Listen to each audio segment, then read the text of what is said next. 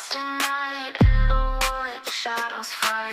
Arms take gold, can't take flight. Power's gone, nothing's right. Cauldron cold, no more fire. Potions fail, dreams expire. Spirits whisper, call me liar. In the dark, lost desire. Purchase cry, echo loud. Through the fog, through the shroud. Mystic force, once so proud, now just whispers in the crowd.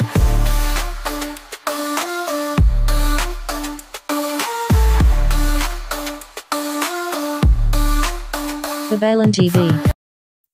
Hello Gemini, welcome po sa inyong reading. So this is for January the 22nd to January the 31st reading.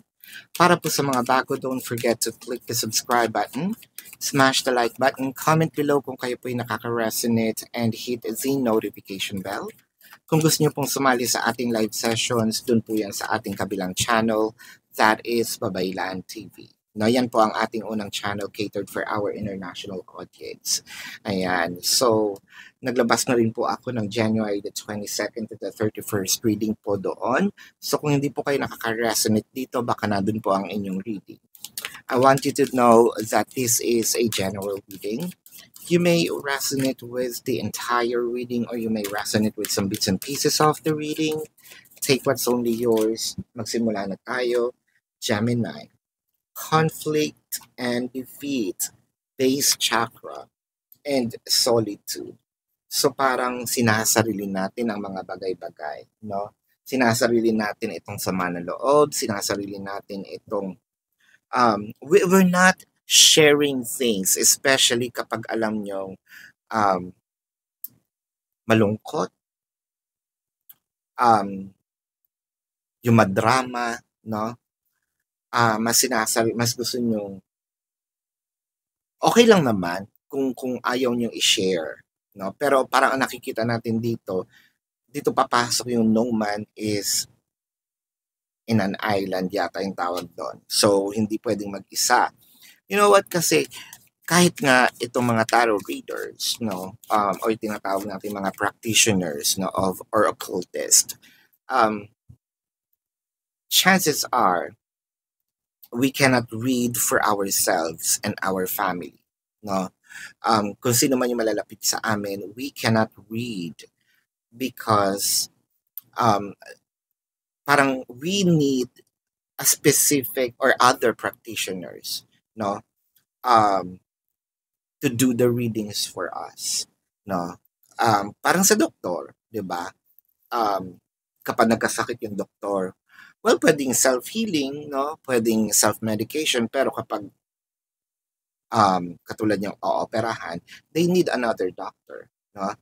They need another practitioners whom they trust, no? Para matulungan sila. So parang yun sa'yo, yung problema mo, either wala kang tiwala sa mga tao, wala kang tiwala sa nakapaligid mo, or you're built this way. You're built na para maging tahimik, no? Ayaw mo ng chismis, no?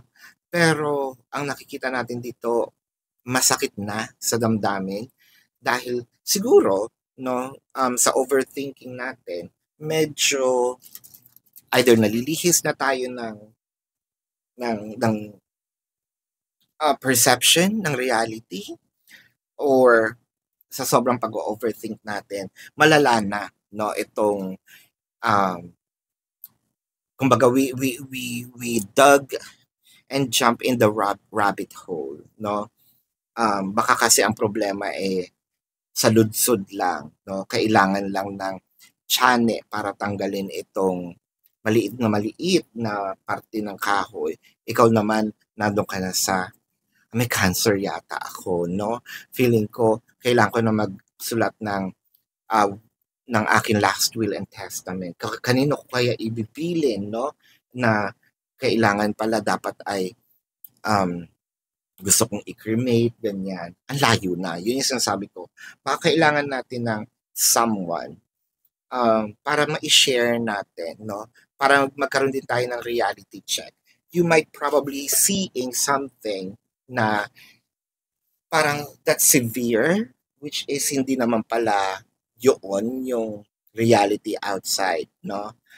with the Seven of Cups and the Wheel of Fortune. So ang nakikita natin dito, chances are meron tayong mga problema, especially when it comes to our abundance. Abundance may mean literally money to others. Abundance may mean romance. Abundance may mean um, career, no? Abundance may mean yung sapatos ko, no? Kung ano yung trip ko sa buhay, that is abundance for me. And I feel like right now, meron man tayong mga financial struggles.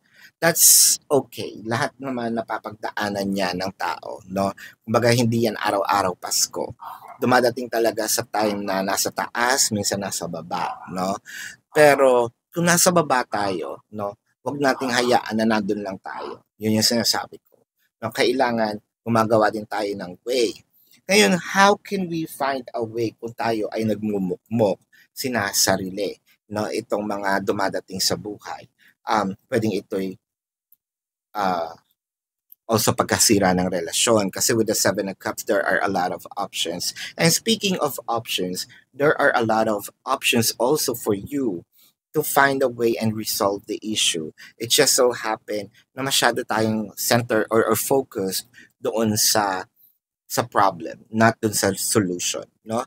The Tower C and the Queen of Cups. So I feel like there's someone in here who will gonna help you, either finance, help you with your situation, no? I feel like there is a mother figure, no? Or sabihin natin pwedeng nanay mo. If you don't have a nanay, it could be a mother figure, no?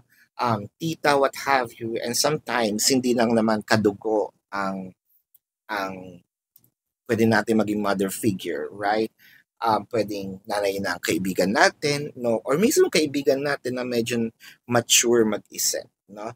With the Seven of Pentacles, the Page of Swords, and the Hierophant. So parang gusto mong itanong dito, kailan ba kami magkakaayos? Gusto mong itanong, kailan ba matatapos itong pag-iintay ko? No? Kailan ba matatapos itong problema ko? Kailan ba siya hihingi ng sorry? No? With the Eight of Wands, the King of Wands, and the Justice. You know what?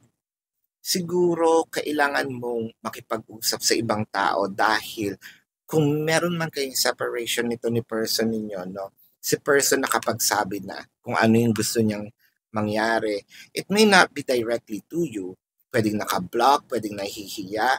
Kaya nga ang sabi ko, kumausap ng either pwedeng nanay, pinsan, kapatid, no? If this is ng person mo, para malaman mo. Kasi I feel like the plan is already paano natin sasabihin to, nasabi na, no? Doon sa mga parties na yon. The Sun and the Hermit. So, ang nakikita natin dito, dahil sa kakamukmuk natin, dahil sa kakatago natin, dahil sa sobrang pagsasarili natin, no? Hindi natin nabibigyan ng solusyon, no? Hindi natin nakikita yung clarity kasi yung clarity nito na again na mention na hindi lang directly sa iyo. For some reason, I don't know, baka nga kasi hinahanap ka rin at hindi ka naman makita. Gusto kong kausapin pero naka-block ka. Pero nasabi na kung ano yung plano. No, the Hermit card, this is a mature decision, and this is also something that will enlighten you. So kung ano man, may pagkakamali man siya, kung ikaw may pagkakamali, it doesn't matter, no? Hindi tayo magbibilangan dito ng mali. Ang nakikita natin dito, the Justice is here, may kaliwanagan na. So, go out, talk to that someone, talk to person. It may be directly or indirectly, but you will see, know, understand, receive, no, itong solution. So, this is your reading. Bago natin tingnan ang zodiac sign ng inyong person, Gemini, let's check, no? Gusto ko lang po munang sabihin sa inyo na sa kabilang channel, nagla-live din po tayo, pwede kayo doong sumali and you're very much welcome to do so. Pwede rin kayo magtanong dito po sa description box. Sa comment section, as long as the question is answerable by yes or no. Pero kung hindi po kayo masasatisfy, no, sa yes or no na sagot, dumiretso na po kayo doon sa ating description box. Meron po doon link. Click the link, you will be routed to my website. No? Sa website po na yon, nandun po yung information ng how much per question, name, number, QR code for your reference. I also created a 4 questions plus 1, so take advantage of it. And if you want to book a private reading, nandun din po siya. So this is your reading. Again, let's check the zodiac sign of your person. No? I am seeing here Virgo, Libra, Leo, Taurus, Pisces, Capricorn, Sagittarius. So this is your reading. Love and light. Namaste. See you po sa susunod na readings. Goodbye.